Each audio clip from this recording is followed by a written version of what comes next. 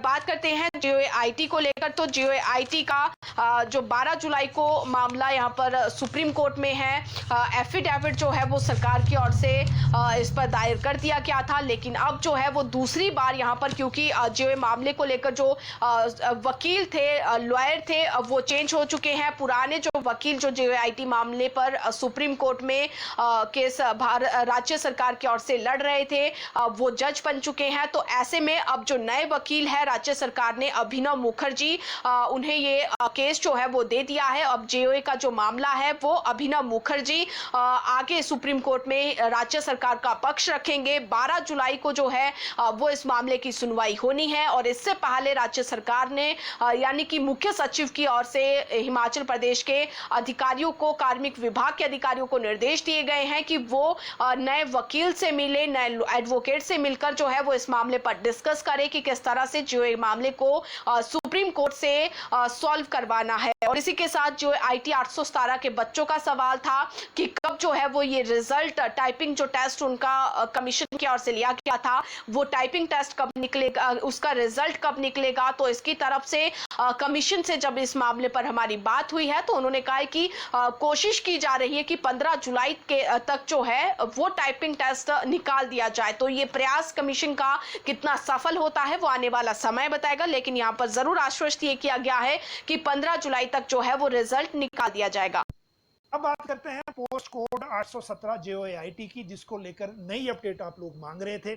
और नई अपडेट इसमें यह है कि जो हमीरपुर आयोग ने 4 पेज की चिट्ठी वापस भेजी थी कि 530 पोस्टें जो इसमें हटानी है 556 पोस्ट कोड की, वो विभागों के साथ रिलेट नहीं कर रही है, यानी कि किन विभागों की कितनी है वो क्लियर नहीं हुई है। उस चिट्ठी पर फाइल एसीएस पर्सनल को मार्क हुई है, पुटअप हो गई है, लेकिन वो फाइल आज शाम तक 5 बजे तक वापस नहीं आई थी। इस कारण हम उसकी अपडेट तो आपको नहीं दे पाएंगे। ये जरूर है कि वो रिप्लाई अभी फाइल के बाद वापस नहीं गया है, लेकिन जो डायरेक्शन जो है वो वर्बली कन्वे हुई है हमीरपुर कर्मचारी चयन आयोग को।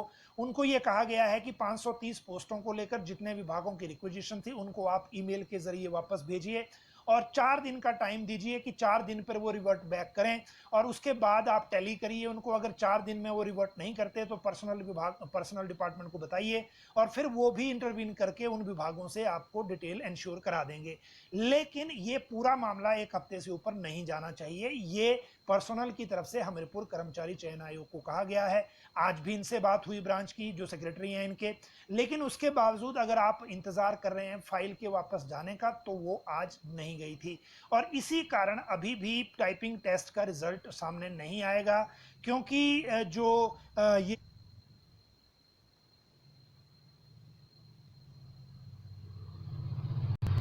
क्लैरिफिकेशन का दौर है आपस में, वो सुलझ नहीं रहा है।